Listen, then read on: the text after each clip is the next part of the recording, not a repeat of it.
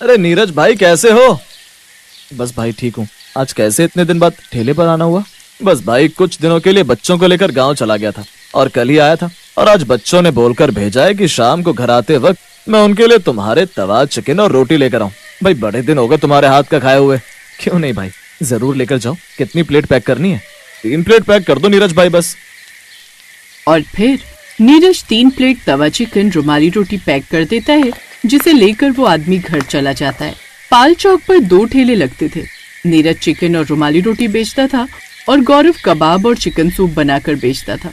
नीरज के ठेले पर भीड़ लगी रहती थी और गौरव के ठेले पर बहुत कम लोग कबाब और सूप पीने आते थे, और जो लोग थोड़े बहुत खाकर भी जाते उनके पेट में दर्द शुरू हो जाता, जिससे उसकी बिक्री बहुत कम होती थी।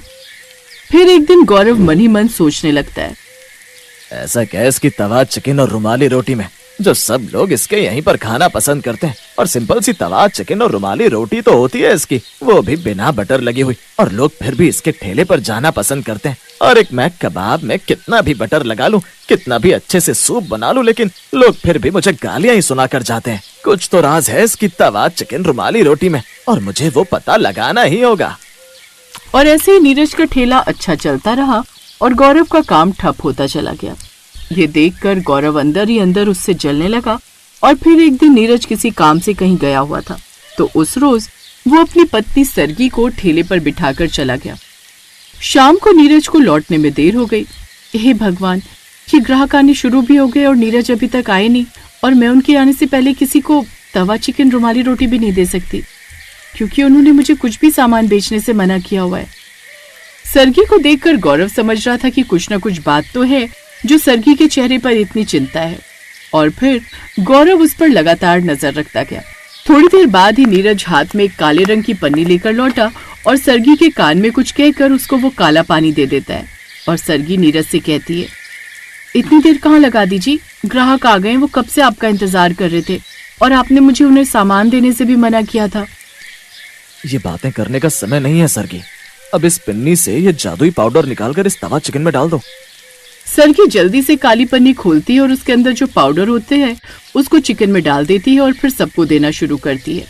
एक तो मैं यहाँ अकेली थी, ऊपर से ग्राहकों की भीड़, और फिर गौरव की गंदी नजर। लेकिन तुम जानती हो ना कि अगर मैं नहीं जाता तो हमारी ग्राहकी कम हो जाती। जो भी कमाल है इस पाउडर का, अब इस बारे में किसी से कुछ नहीं कहना। और ऐसे ही धीरे धीरे समय गुजरता गया और उनकी खूब अच्छी आमदनी होने लगी, जिससे वो लोग झोपड़ी से पक्के मकान में आ गए। लेकिन उनका ये राज किसी को पता नहीं था कि कुछ ही साल में उनकी आमदनी इतनी अच्छी कैसे हो गई। अरे सुनिए, अब आप जल्दी जाइए और वो जादुई पाउडर ले आइए, ग्राहकों के आने का समय हो गया है। उस रोज भी नीरज पाउडर लेने चला जाता है। दरअसल वो एक जादुई पाउडर उस तवा चिकन में डालता था, जिससे उसकी खुशबू दूर दूर तक जाती थी और उसका स्वाद लाजवाब हो जाता। लेकिन उस रोज गौरव उसका पीछा करने लगता है। आज तो मैं इसका राज पता लगा कर ही रहूंगा। यही वो समय है जब नीरज रोज कहीं जाता है और फिर लौटकर सरगी के हाथ में कोई काली पन्नी लाकर देता है। फिर गौरव नीरज का पीछा करता हुआ उसके पीछे पीछे चल पड़ता है, पर नीरज गौरव के हाथ नहीं आ पाता और नीरज गौरव से काफी आगे निकल जाता है, जिससे गौरव थक कर बीच रास्ते में ही अपने ठेले पर आकर खड़ा हो जाता है। कुछ देर बाद नीरज फिर एक काली पन्नी लेकर आता है और सरगी को तवा चिकन में जादुई पाउडर डालने को कहता है। लेकिन दूर खड़ा गौरव उस रोज ये सब देख लेता है। अच्छा तो ये बात है, अब तो रात में इसका ये जादुई पाउडर चुरा कर ही रहूंगा। सरगी को वो पाउडर छुपाते हुए गौरव देख लेता है और मौका मिलते ही वो ये पाउडर चुरा लेता है। और अगले दिन वो अपने कबाब और सूप में वो जादुई पाउडर मिलाकर लाता है और मन ही मन बड़ा खुश होता है। आज देखता हूँ कैसे मेरे कबाब नहीं बिकते। आज तो सारे के सारे कबाब और सूप बेच कर रहूंगा। लेकिन गौरव के कबाब में जादुई पाउडर डालने से भी ऐसा कोई जादू नहीं हुआ जिससे उसके ठेले पर ग्राहक आए और उसकी बिक्री हो। 2-4 ग्राहक आए भी तो वो भी नाराज हो गए। अरे ये क्या, तेरे कबाब खाती मेरे मुंह में झाग कैसे निकलने लगा? अरे ये तो सब बेकार है। छी, कितना बेस्वाद है, कितना बेकार है ये तो। मैं तो कहता हूँ मारो इसे, अरे मारो, न जाने क्या मिलाकर हमें खिला रहा है ये। अब गौरव बुरी तरह से डर गया। ग्राहक उसे चप्पलों से मारने लगे। मुझे छोड़ो, नहीं, छोड़ो मुझे, छोड़ो। अब उसका ठेला हमेशा के लिए बंद हो गया और गौरव को अब और भी ज्यादा गुस्सा आने लगा नीरज पर। एक दिन वो नीरज के घर जाता है। अरे भाई नीरज, एक बात तो बता यार, ऐसा क्या मिलाता है तू अपने तवा चिकन रुमाली रोटी में जो लोग मेरे ठेले पर नहीं आते?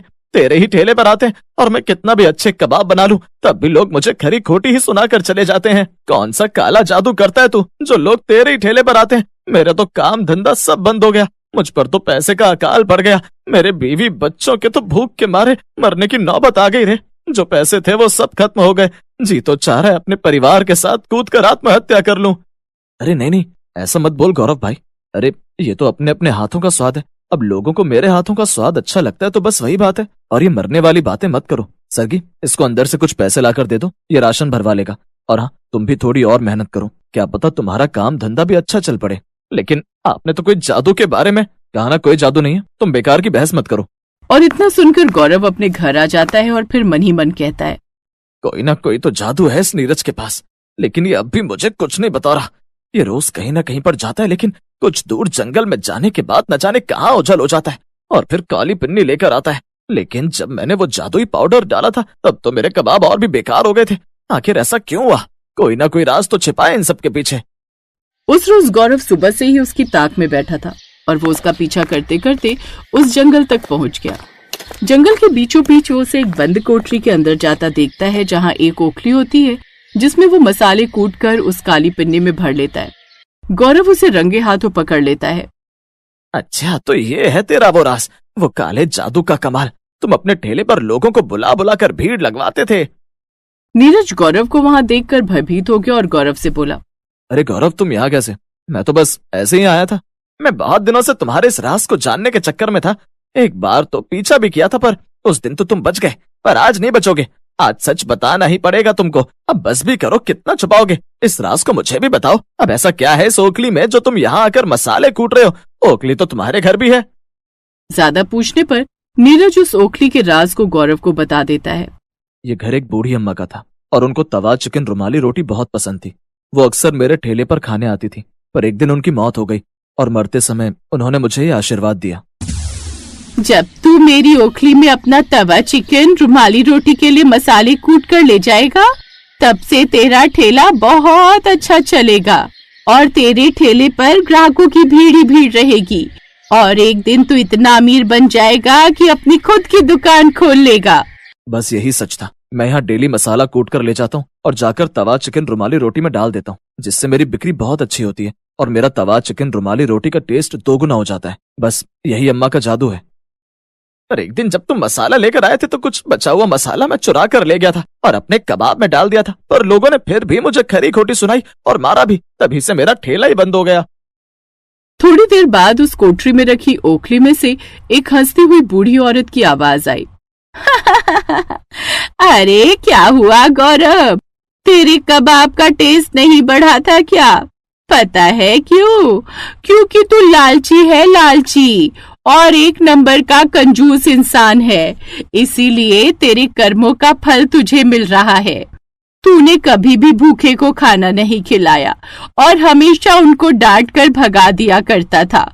और एक दिन मैं भी तेरी दुकान पर आई थी जिसे तूने डांट कर भगा दिया था और नीरज ने मुझे चिकन रुमाली रोटी खिलाई थी और उस समय मैं तुम्हें श्राप देकर चली गई थी और नीरज को आशीर्वाद देकर। बस यही बात है कि तुम्हें तुम्हारे कर्मों का फल मिल रहा है और नीरज को उसके कर्मों का फल मिला।